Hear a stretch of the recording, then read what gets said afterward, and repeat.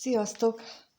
Megnézzük az ikerlángoknál, hogy mi a helyzet jelenleg, hogy áll az ő kapcsolatuk, mit lehet róluk tudni, egymáshoz hogyan viszonyulnak. Amint tudjátok, nálam az ikerláng az egy férfi és egy nő.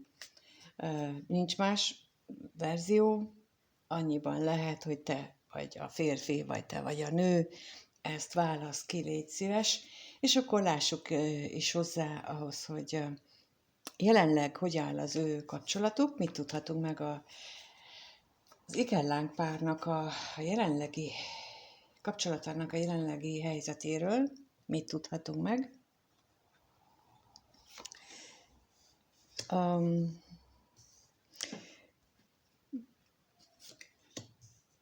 Nem mondtam, hogy hogyan akarom kérni, és azért bizonytalanodtam el közben, mert ha nem mondom, akkor viszont 5 lapot kérek. Akkor nálam az úgy működik. Ennél az ikerláng párnál, akinek az energiáját most itt becsatlakozott hozzám, úgy látom, hogy ők náluk eléggé akadozik a kommunikáció. Tulajdonképpen abban sem biztosak, hogy akarnak-e egymással beszélni. De mégis akarnak. Szóval eléggé zavaros most náluk a helyzet, úgy érzem. Ilyen kettősséget érzékelek, hogy nagyon szeretnének beszélni egymással, ugyanakkor, és nagyon szeretnék, hogy a kapcsolat működjön, ugyanakkor meg nem is tudják, hogy mit kezdjenek vele. Igazából ez nagyon is jellemző lehet egyik ellánkapcsolódásra, de rákérdezünk, hogy mit jelent itt a bíró, miért van bennük ez a bizonytalanság, mi itt a probléma, ami itt közöttük fennáll. Erre kérnék a bíróra.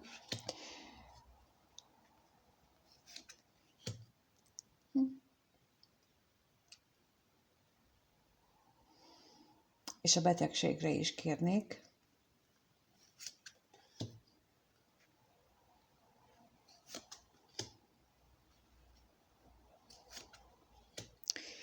Igen. A bizonytalanság abból adódik, hogy nagyon mély szeretetérzés van közöttük, ilyen éterének minősíteném már ezt a szeretetet, ami közöttük van, viszont ez nagyon ellentétes, és nagyon szembe megy mindazzal, amit ők eddigi életükben megtapasztaltak, illetve ahogyan ők felnőttek. Ez nagyon más, nagyon különbözik, nagyon a hitviláguk is különbözik. Például lehetséges az, hogy különböző társadalmi osztályba tartoznak, különböző nézeteik vannak, és emiatt a fizikai emberi kapcsolódásuk az hát nem tud túl zökkenőmentes, vagy például olyan baráti köreik van, olyan ismerősi kapcsolódásaik vannak, ami a másiknak mondjuk nem tetszene, vagy nem tetszik. És ez ilyen állandó feszültséget érzékelek közöttük, emiatt, hogy vagy a család például, tehát teljesen más típusú családban nőttek fel, vagy más a család mintájuk, a családmodell, amit ők a pár tagjai külön-külön elképzelhetőnek tartanak, és ez szétválasztja őket. Viszont az érzések, ezek a nagyon mély érzések meg összekötik, és ez a nagyon mély érzéseket ők hajlanak arra, hogy inkább azt mondják, hogy próbáljuk meg. De legalább az egyik fél úgy gondolja, hogy érdemes lenne ennek a kapcsolatnak még esélyt adni, egy újrakezdéssel, egy új szintre emeléssel, ahol talán ezek a kibékíthetetlennek tűnő ellentétek, vagy élhetetlennek tűnő mindennapi élet dolgok, azokat mégiscsak helyre lehetne hozni, vagy azzal mégiscsak lehetne valamit kezdeni. Tehát akkor megállapíthatjuk, hogy jelenleg ez külön létben lévő ikellánk párnak az energiáját látjuk, tehát azok, akik külön vannak, és ráadásul olyanok, akik között vagy családi, vagy környezeti különbségek vannak. Lehet világnézeti is, tehát emberi világnézetükben is lehetnek különbségek, de azt nem annyira, inkább azt a környezeti, baráti, társasági, ahogyan felnőttek, ahogy a nők értelmezik egy családot, abban lehetnek nagyon nagy eltérések közöttük. Jó, akkor megkérdezzük azt, hogy egyébként ők hogy gondolnak a másik felükre. Először 2 kérnék a férfi részéről, hogy gondol ő a női ikellánk párjára. 2 kérek a férfi részéről, hogy gondol a nőre, és a nő hogy gondol a férfira.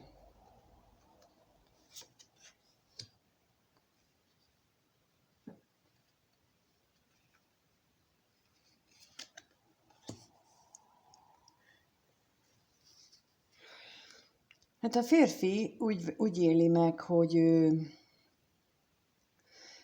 féltékeny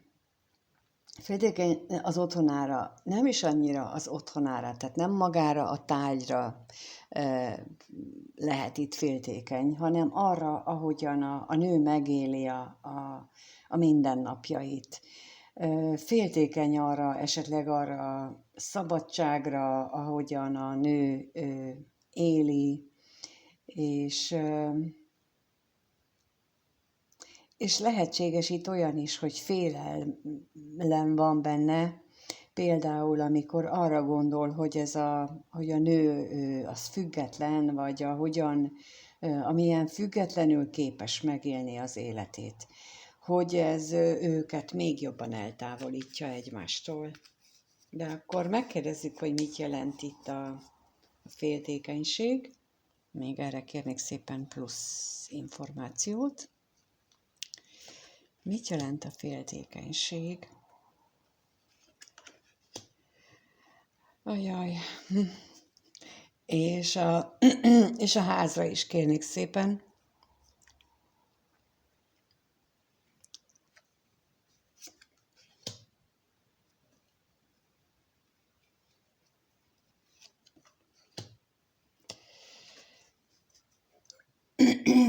Hát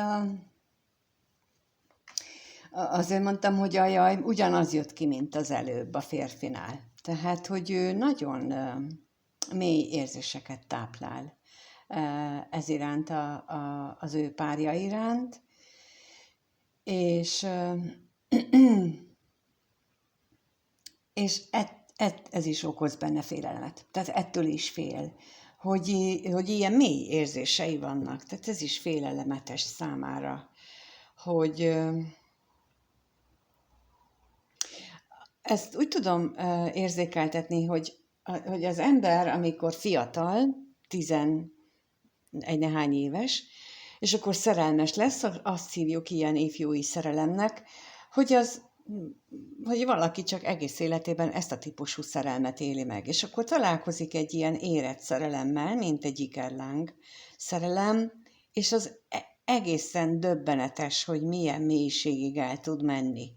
És ezt a félelmet érzékelem én itt, hogy mint hogyha ez a férfi, ő csak korábban ezt a nagyon felszínes érzéseket ismerte volna, és most megtapasztal valami elképzelhetetlenül mást. És ezt nem is biztos, hogy el is akarja fogadni, nem is biztos, hogy ezzel így valóban szembe akar nézni, mert ettől kétségbe esik.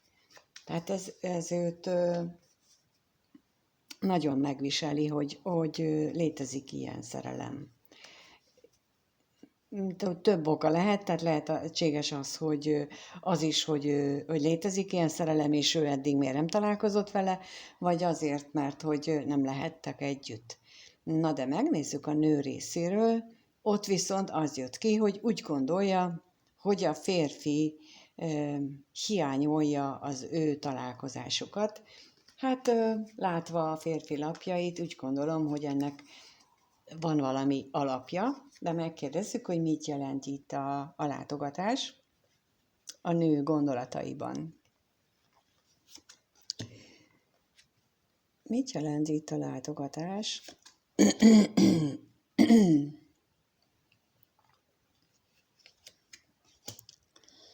És a veszteségre is kérnék szépen.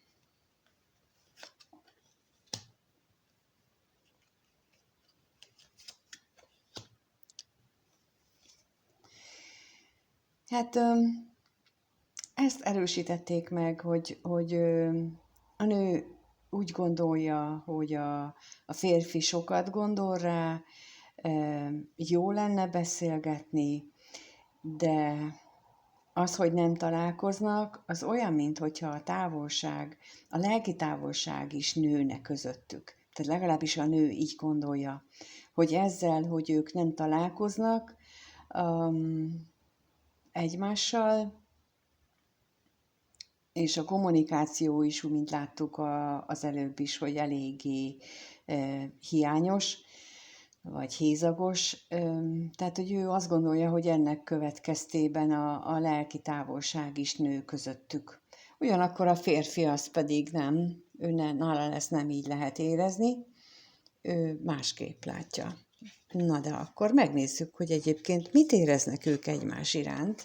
Bár a férfi részéről már nagyon nyilvánvalóan kijöttek ezek az érzések, de most megnézzük, hogy mit érez egymás iránt ez a két személy, és kettőt kérek a nő részéről. Mit érez egymás, vagy mit érez a párja iránt a női ikerlánk tag?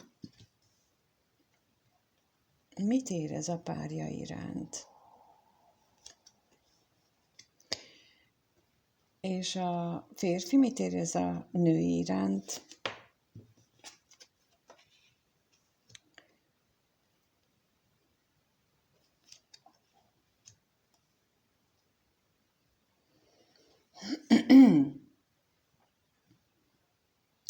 Hát a nő azt érzi, hogy nagyon magányos,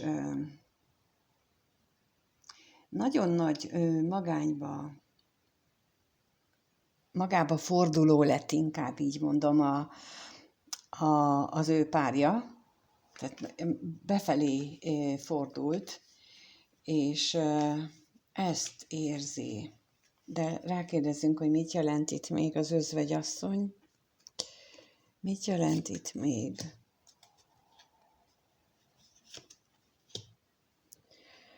És az utazásra is kérek.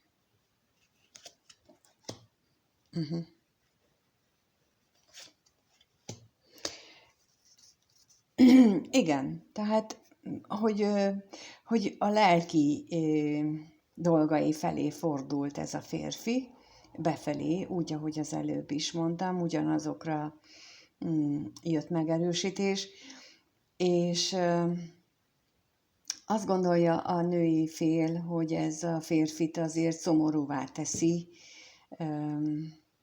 a jelenlegi helyzetük. És úgy tűnik, hogy már ez egy ideje így van, legalábbis ők már valószínűleg egy ideje külön vannak. A férfi részéről, mint érzés, kijött a veszteség és a bíró. Tehát én azt gondolom, hogy a férfi annak a hiányát éli meg, hogy ő nem tud dönteni, hogy nem tudja, hogy mit csináljon. Amit az előbb is láttunk, hogy őt megrémíti ezek a mély érzések, és elbizonytalanítja, és nem tud vele mit kezdeni, és nem tudja, hogy hihet-e ennek, vagy inkább ez csak egy csalóka ábránd, és ez nagyon elbizonytalanítja őt, ugyanakkor meg is ijeszti ez az elbizonytalanodás is. Elképzelhető, hogy ő nem szokott ehhez hozzá, de rákérdezzünk itt a bíróra, hogy mit jelent itt a bíró.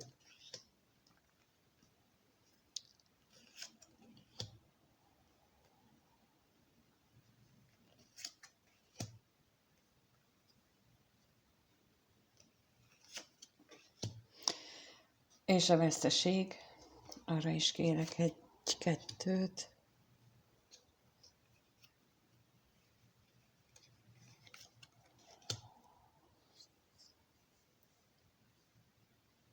A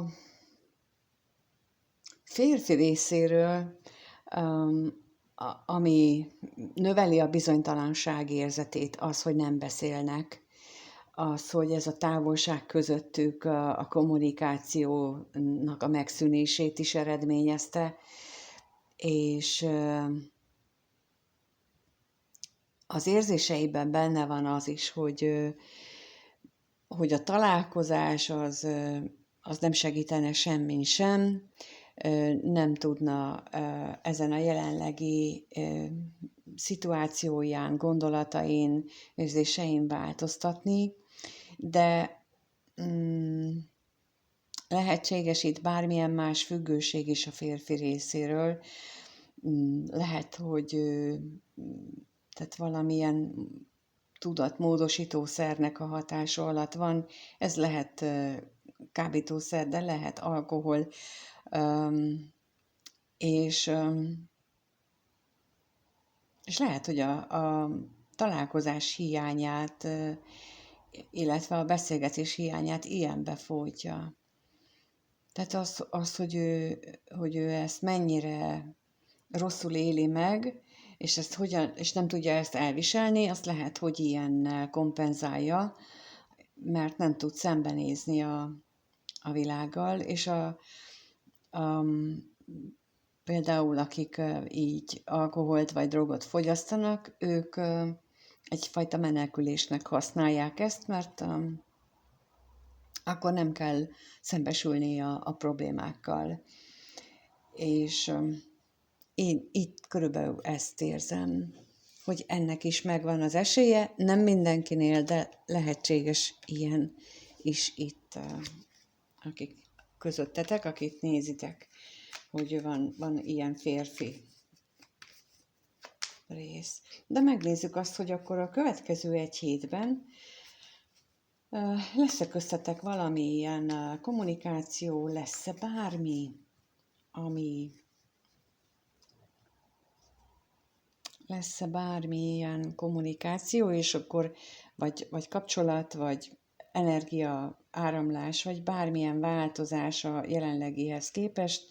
Úgyhogy 2 kérnék szépen a női részről, hogy ő ebbe a kapcsolatnak hogyan, és 2 a férfi részéről.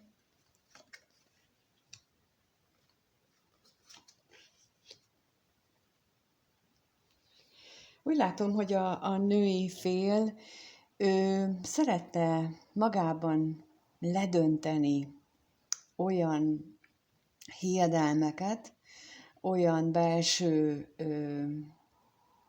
megéléseket vagy gondolatokat, ami eddig őt valamiért akadályozta, vagy legalábbis a kapcsolatnak nem tett jót. Erre utal itt az ellenség és a halálnak a lapja, hogy a női fél az képes lesz valamit magában felülbírálni, más nézőpontból nézni. Elképzelhető, hogy magát a férfinak a tetteit, vagy a korábbi cselekvéseit, indítékait lesz képes másképp látni. Talán ennek a tükrében is, hogyha itt például ennek alapján végig gondolja, vagy esetleg az is benne lehet, hogy aki most azt gondolja, hogy ő egy ikerlán kapcsolatban van, akkor például azt is lehetséges, hogy rájön, hogy ezt esetleg nem biztos, hogy ebben van mégsem. Tehát mivel az ikellán kapcsolódás az én tapasztalataim alapján az egy szellemi fejlődésnek a jelölője, ahol az a lényeg, hogy a lélek, a szellem fejlődjön, és nem magának a földi szerelemnek a megélése, sőt, amikor elengedjük a földi szerelem megéléséhez való ragaszkodásunkat, utána van lehetősége beteljesedni egy ilyen kapcsolatnak. Na és például ez az ellenség és halál kombináció, ez utalhat erre is, hogy például a női fél eljut erre az állapotra, hogy minden mindegy, legyen úgy, ahogyan aznak lennie kell, legyen úgy, ahogy az égiek akarják, vagy én már ebbe tényleg nem teszek, és ezt nem csak szöveg szintjén, tehát nem csak a beszéd szintjén mondja valaki, hanem energetikailag is képes lesz ezt megengedni, hogy az irányítást átadja másnak. És akkor kérnék szépen az ellenségre itt, hogy mit tudhatunk meg arról bővebben.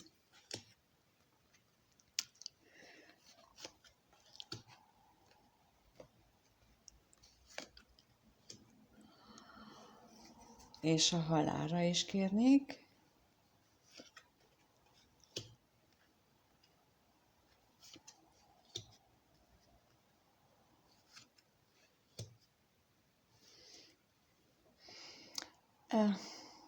Igen, tehát az, amikor olyan erős ez a szeretet, a benne lévő szeretet, ugye most itt jött ki először a női félnél a mély érzések, olyan erősek ezek a mély a szeretet, hogy minden kis hitűségét, minden lekicsinlő gondolatát, érzését, azt ő egyszerűen hátrahagyja, és azt mondja, hogy akkor legyen úgy, ahogy lennie kell. Tehát amit az előbb mondtam, amit érzékeltem belőle, arra jött ki a részletezőben is, hogy megváltozik így az utazással, egy ilyen könnyed hozzáállássá változik ez az egész, hátrahagyja az örökös hiány érzését, és azt mondja, hogy ez így van és kész, és nem foglalkozok vele többet. Tehát, hogy van ez az ember, van ez a férfi, vagy ikellángon, vagy nem is számít az, hanem ha nekünk együtt kell lenni, akkor együtt leszünk, és ez a lényeg benne, hogy ezt energetikailag is képes lesz megoldani, amit nagyon nehéz, és biztos, hogy már nem most kezdte ennek a procedúráját, tehát, hogy ezt az elengedést már nem most próbálja meg, de úgy tűnik, hogy néhányatoknak sikerülni fog ez, akik ezt nézik. A férfi részéről viszont kijött az, hogy a kapcsolatban továbbra is megmarad ez a távolságtartó kommunikáció, vagy hogy nem nagyon van köztetek kommunikáció. De lássuk, hogy mit jelent itt a katonatiszt, mit tudhatunk meg róla bővebbet.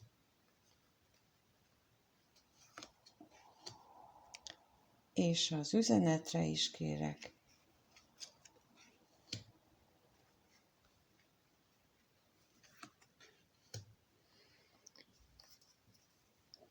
Hát megmarad a minimális, vagy egyáltalán nem kommunikálás, viszont a remény is megmarad, hogy majd csak történik valami szép és jó dolog, és ez alapján majd újra jól alakulnak a dolgok. Tehát a férfi részéről a remény van meg, a nő részéről pedig az elengedés. És ez nagyon jó, mert például azzal, hogy a nő részéről megtörténik a tényleges elengedés, az a férfiban a reményt, a, a kapcsolódási vágyat, azt elkezdi fölemelni. Tehát olyan, mintha ugye van egy x méter hosszú kötél, össze vannak vele kötve, és amikor a nő például azt mondja, hogy jó, én itt hagyom, elmegyek, akkor elindul. És a férfi miután ugye laza a kötél, de kifeszül, akkor utána nem tud más csinálni, csak megy utána, vagy visszarántja. De mivel a nő ez itt most hátrahagyta, ezért ő már nem érzékeli úgy a kötelet, mint ahogy eddig érzékelte, ezért hiába rángatja a férfi, nagyon-nagyon nagy erővel kell rántania ahhoz, hogy a nő ebbe beleálljon, tehát a férfi tud utána menni. Ezt így tudnám szemléletesen megmutatni, hogy hogyan működik ez energetikailag. Egyébként más kapcsolatok is így vannak, és ezt nagyon nehéz elfogadni, de igen, tehát akkor kezdenek egyik a másik iránt igazán érezni, vagy odafordulni, ha van köztük kapcsolat feltéve. Tehát nem csak azt, hogy én képzelem, hogy van közöttünk kapcsolat, hanem annak már tanújelét adta a másik fél is. És itt felhívnám a figyelmet erre mindenkinek, hogy minden kapcsolat, akkor kapcsolat, ha a másik fél is tanújelét adja. És nagyon sokszor olvasok olyan kommentet, amiben az látszik nyilvánvalóan, hogy ott nincs kapcsolat, ott a másik fél kihasználja az egyiket, vagy olyan, tehát hogy csak fizikai, testi kikapcsolódásként használja a társát, és beleképzelünk időnként mindenféle érzelmet, ami nincsen. És én most erre hívnám fel itt a figyelmet, hogy itt van ez a tolik ellen kapcsolat, hogy itt megvan ez az érzelmi kapcsolat, hiszen az előbb láttuk a férfinál, hányszor kijött már az érzelem lapja. Ott, ahol például egyéniben is vetünk, kivetésnél is nézünk, és nem jön ki a férfinál semmilyen érzelem, akkor ott ne képzeljünk bele. Nincs. Azért nem jön ki, mert nincs. Tehát bele lehet ezt erőszakolni, de ha nem jön ki érzelem, akkor nincs ott érzelem. Kivéve, hogyha mondjuk x évvel ezelőtt, vagy x hónappal ezelőtt 125 000-szer is elmondta és bizonyította, és nem csak elmondta, hanem bizonyította is, na akkor van. Hát remélem azért néhányatoknak ez segítség, mert ezzel a szándékkal csinálom, hogy talán megtudjátok, hogy hogyan áll a ti kapcsolatotok, vagy mire számíthattok. A példákkal arra szeretnék utalni, amiket látok, hogy mit történnek, és ugye, mint ahogy mondás is mondja, okos ember más kárán tanul, hát ebből a célból osztom meg a tapasztalataimat, és mindenkinek kívánom, hogy a lehető legjobban alakuljon a párkapcsolata is, és az élete is. Kérlek szépen, hogyha itt vagy, akkor lájkold a videót, vagy kommentelj, esetleg ha nem vagy feliratkozva, akkor iratkozz fel a csatornára. Ha egyéniben szeretnéd, akkor a lenti elérhetőségen el tudsz érni, és még egyszer mindenkinek minden jót kívánok. Köszönöm, sziasztok!